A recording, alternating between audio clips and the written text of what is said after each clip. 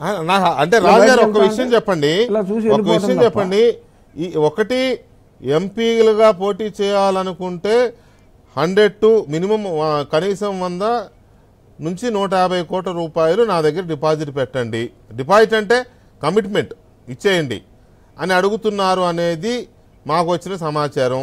నేనైతే ముగ్గురు విషయంలో కన్ఫర్మ్ కూడా చేసుకున్నా, కన్ఫర్మ్ అని అన్నారు.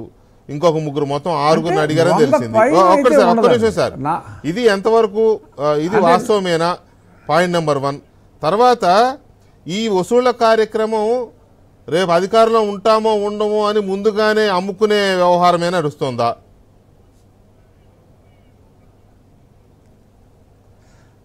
అంటే 150 అన్నది డెఫినెట్గా వాస్తవ దూరం వెంకటకృష్ణ గారు.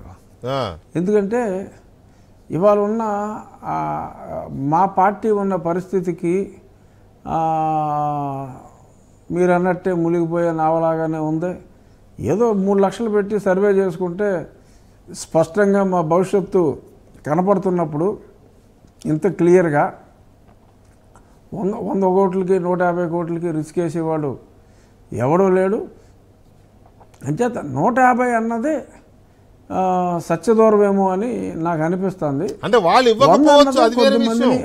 వాళ్ళు ఇస్తారా ఇవ్వరా అనేది తర్వాత సెకండరీ కదా, అడిగారు అన్నది ఫస్ట్ ప్రైమరీ కదా.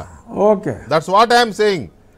అంటే అడిగారు అనేది డెఫినెట్గా, ఎందుకంటే ఒక ఎమ్మెల్యేని నేను గతంలో రచ్చబండలోనే చెప్పా, 30 కోట్లు డిపాజిట్ అడిగారు అన్నది చాలామందిని అడిగారు. వాళ్ళు కూడా హ్యాండ్సప్ అనేటప్పటికి గ్రాడ్యువల్గా దాన్ని అవతల వాడి స్తోమతను బట్టి కొంచెం తగ్గించుకుంటూ ఉన్నారు. అసలు మా వల్ల కాదురా బాబు అన్న వాళ్ళని మీరు పనికిరారని చెప్పి, నువ్వు ఆ రిపోర్ట్ బాగోలేదు ఈ రిపోర్ట్ బాగోలేదు అని చెప్పి తీసి మరి వేరే వాళ్ళ అన్వేషణలో ఉన్నారు. ఎమ్మెల్యేల వరకు 30 డిమాండ్ అన్నది అది సత్యానికి చాలా దగ్గరగా ఉంది. మరి ఇది డిమాండ్ వరకు ఏమో, ఒక ఎమ్మెల్యేకి 30 అడిగినప్పుడు 120 అడగటం ఆశ్చర్యం కాదు. కానీ ఆ దరిదాపుల్లో కూడా ఇవ్వగలిగిన వాడైతే పార్టీ దొరకడం. అంటే ఒకటి సార్, నేను అనేది ఏంటంటే, ఇప్పుడు మీరు చెప్పిన దాని ప్రకారమే ఎమ్మెల్యేకి 30 అడిగారంటే ఒక పార్లమెంట్ కాన్స్టిట్యున్సీ పరిధిలో 7 ఉంటారు యావరేజ్ ఎమ్మెల్యేలు. మరి ఆ 7కి ఖర్చు పెట్టాలి కాబట్టి 7 3 21 210 అవుతాయి. అప్పుడు ఒక 2 తీసేసిన, అందులో 2 తీసేసిన 150 అవుద్ది కదా.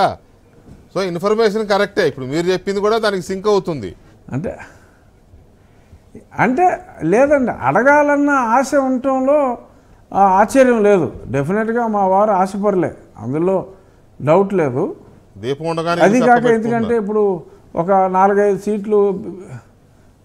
సీట్లు బీసీ నాయకులకు ఇవ్వాలి, అక్కడ పెద్దగా అంటే ఈ స్థాయిలో పని జరగకపోవచ్చు, ఓవరాల్గా యావరేజ్ చేసుకోవాలనే ఆలోచనలు కూడా బహుశా ఉండవచ్చు. బట్ డిమాండ్ అయితే డెఫినెట్గా ఉంటుందండి. అది ఎంత డిమాండ్ అన్నది యథమిద్దంగా నేను చెప్పలేకపోయినా ఆ డిమాండ్ ఉంటుంది.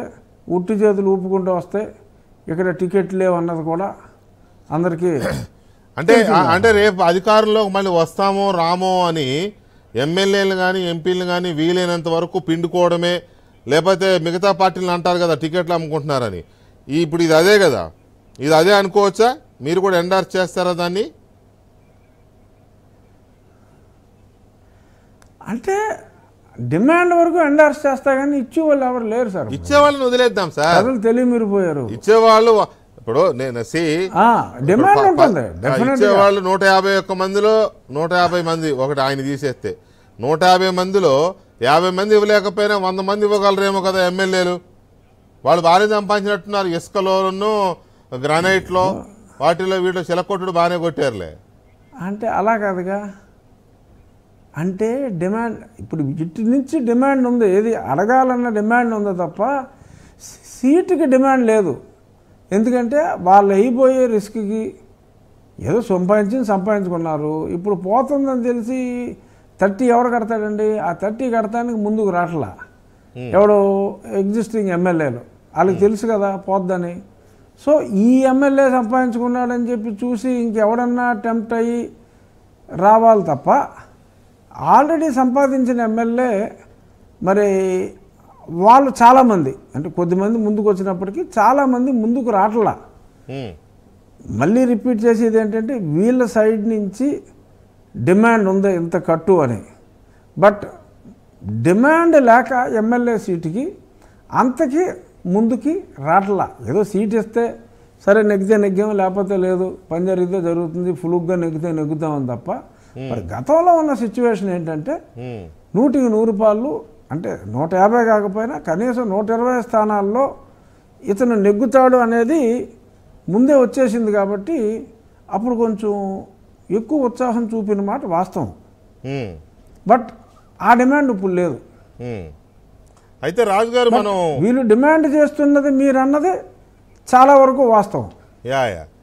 మనం ఈ సినిమాతో పాటు ఈ ఎమ్మెల్యేల బేరాలు లేకపోతే ఎమ్మెల్యేలను మార్చడాలు, జంబ్లింగ్లు, లేకపోతే కొంతమందిని తీసేయడాలు, ఇటువంటి ఇవన్నీ ఉన్నాయి కదా. వీటితో పాటు ఇప్పుడు లేటెస్ట్ డెవలప్మెంట్ ఎంపీలని 100 కోట్లు 150 కోట్లు అడగడాలు, ఇటువంటి అంశాలతో పాటు ఈ సినిమాకు సంబంధించి కూడా మనం మాట్లాడదాం. అది కూడా జడ్జిమెంట్ వచ్చేలా కనపడుతోంది.